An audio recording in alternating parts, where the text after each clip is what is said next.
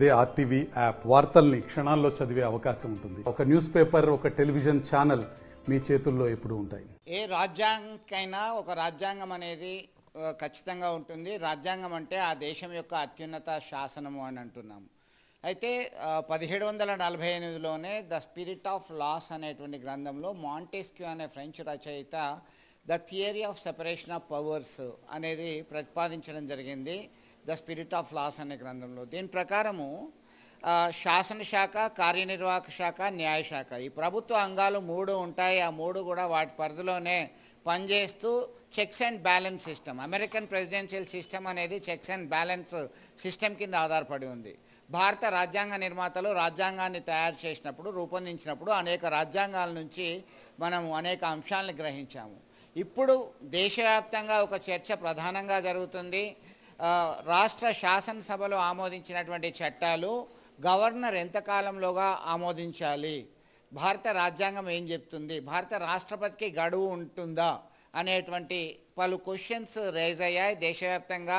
ఒకవైపు న్యాయ నిపుణులు, శాసనశాఖకు సంబంధించినటువంటి ఎక్స్పర్ట్స్ అందరి మధ్యలో చర్చ జరుగుతుంది. భారత ఉపరాష్ట్రపతి ధన్కడ్ ఒక అడుగు ముందుకేసి ప్రధానంగా కీలక వ్యాఖ్యలు చేయడం జరిగింది. తమిళనాడు రాష్ట్ర శాసనసభ ఆమోదించినటువంటి బిల్లులను గవర్నర్ రవి ఆమోదించకుండా పెండింగ్ పెట్టాడు, వెంటనే ఆమోదించాలని చెప్పేసి ఆయన డిమాండ్ చేస్తున్నారు. 8 బీజేపీయేతర రాష్ట్రాలన్నీ కలిసి ఉద్యమించాలని చెప్తున్నారు. దీంతో భారత రాష్ట్రపతి ద్రౌపది ముర్ము సూటిగా ప్రశ్నించడం జరిగింది, రాష్ట్రపతికి గడువు విధిస్తారా అని చెప్పేసి. దీని మీద పెద్ద ఎత్తున చర్చ జరుగుతుంది. ఇది ఇవాళ వచ్చిన చర్చ కాదు. గతంలో సైతం 352 ఆర్టికల్, 356, 360 ఆర్టికల్, ముఖ్యంగా ఏదైనా ఒక రాష్ట్రంలో శాంతి భద్రతలు సరిగా లేనప్పుడు, రాజ్యాంగబద్ధమైనటువంటి పరిపాలన లేనప్పుడు రాష్ట్రపతి పాలన విధించేటువంటి అధికారాలు ఉండేటివి. దీనిలో అనేక సార్లు మిస్యూజ్ చేసినటువంటి సందర్భం ఉంది.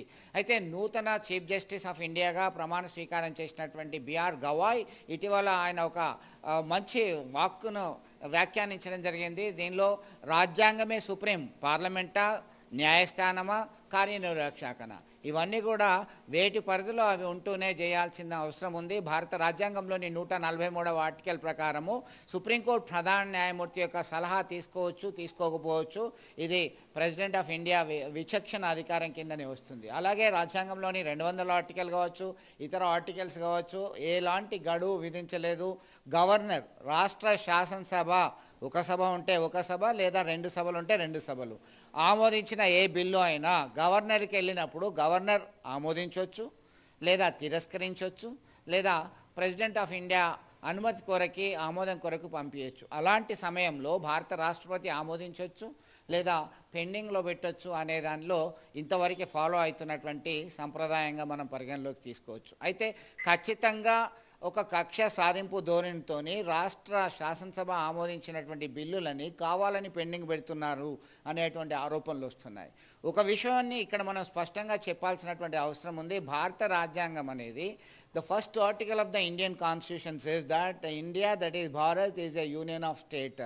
భారత్ ఒక రాష్ట్రాల సమ్మేళనం అంటుంది. సమాఖ్య అనే పదం ఎక్కడా వాడలేదు, ఫెడరేషన్ అనేది వాడలేదు. అయితే మనం ఖచ్చితంగా ఈ ఫెడరల్ విధానాన్ని అనుసరిస్తున్నాం. అందుకే మనం అర్ధ సమాఖ్య అని విమర్శలు వచ్చాయి భారత రాజ్యాంగం మీద.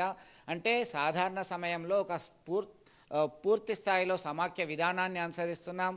ఎమర్జెన్సీ, అత్యవసర సందర్భాలలో లేదా యుద్ధ సమయంలో కావచ్చు, ఇతరత్ర సమయాల్లో ఏకకేంద్ర విధానానికి టర్న్ అయ్యే అవకాశాలు కూడా కనబడుతున్నాయని చెప్పేసి India, that is Bharat, neither unitary government are federal government అని చెప్పేసి రాజ్యాంగ నిపుణులు చెప్తున్నటువంటి పరిస్థితి. మొత్తం మీద ఇది మంచి పరిణామం కాదు. రాజ్యాంగంలో శాసనశాఖన, కార్యనిర్వాహక శాఖన, న్యాయశాఖన ఏది సుప్రీం అనేది ఒక అంశం తెర మీదకి రావడం అనేది ఖచ్చితంగా కరెక్ట్ కాదు అని చెప్పేసి చెప్పొచ్చు. దీనిలో ఇప్పటికైనా ఒక కొలిక్కు వస్తుంది. ఈ సమస్య పరిష్కారము సుప్రీంకోర్టు ప్రధాన న్యాయమూర్తి, సుప్రీంకోర్టు ధర్మాసనం రాష్ట్రపతిని, గవర్నర్ని ప్రశ్నించడం కాదు.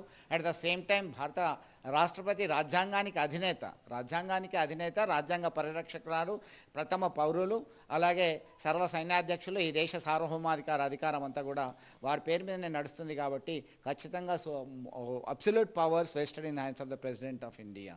అయినప్పటికీ తమ పరిధిలో తాము ఉంటూనే ఖచ్చితంగా రాజ్యాంగం ప్రకారం పనిచేయాల్సినటువంటి అవసరం ఉంది. భారత రాజ్యాంగానికి సంబంధించి సుప్రీంకోర్టు గతంలో సైతం అనేక తీర్పుల్లో స్పష్టంగా తీర్పు ఇవ్వడం జరిగింది. 1967లో గోలక్నాథ్ కేసు విషయంలో రాజ్యాంగ మౌలిక దీనికి రాజ్యాంగంలోని ఫండమెంటల్ రైట్స్ కానీ ఇతరత్ర అంశాలు కానీ మార్చొద్దు అని అన్నారు. అయితే కేశవానంద భారత్ కేసుకు వచ్చేసరికి 1973కి సంబంధించి ఆ సందర్భంలో భారత రాజ్యాంగంలోని ఏ ఆర్టికల్నైనా మార్చే అధికారము భారత రాజ్యాంగంలోని 168వ ఆర్టికల్ చెప్తుంది, parliament can amend any article of the Indian constitution అని చెప్తుంది. అయితే basic structure should not be amended.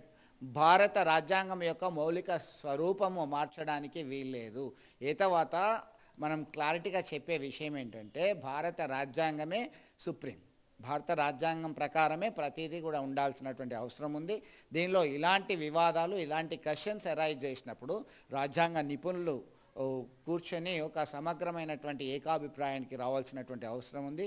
ఖచ్చితంగా కేంద్రంలో ఒక పార్టీ అధికారంలో ఉంటే రాష్ట్రంలో మరొక పార్టీ అధికారంలో ఉంటే కేంద్ర రాష్ట్రాల మధ్య అత్తకోడల పంచాయతీ అనేది గత కొన్ని సంవత్సరాల నుంచి కొనసాగుతూ ఉంది. 1950 జనవరి 26న రాజ్యాంగం అమల్లోకి వచ్చినప్పటి నుంచి కూడా ఈ తంతు కొనసాగుతూనే ఉంది. 1950 నుంచి 67 వరకు చూస్తే చాలా వివాదాస్పదమైనటువంటి అంశాలు ఉండేటివి.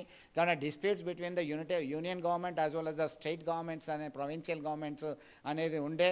ఈ మధ్యకాలంలో అలాంటి టెండెన్సీ లేదు.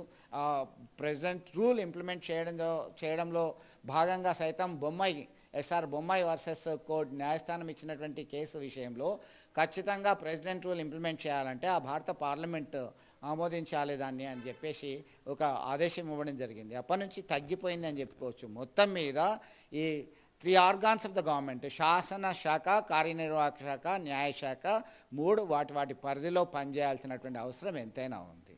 ఇది తాజా అప్డేట్. మరిన్ని వీడియోస్ కోసం ఛానల్ ని సబ్స్క్రైబ్ చేయండి. లేటెస్ట్ అప్డేట్స్ కోసం వాట్సాప్ ఛానల్ ని ఫాలో చేయండి. అండ్ లింక్ డిస్క్రిప్షన్ లో ఉంది.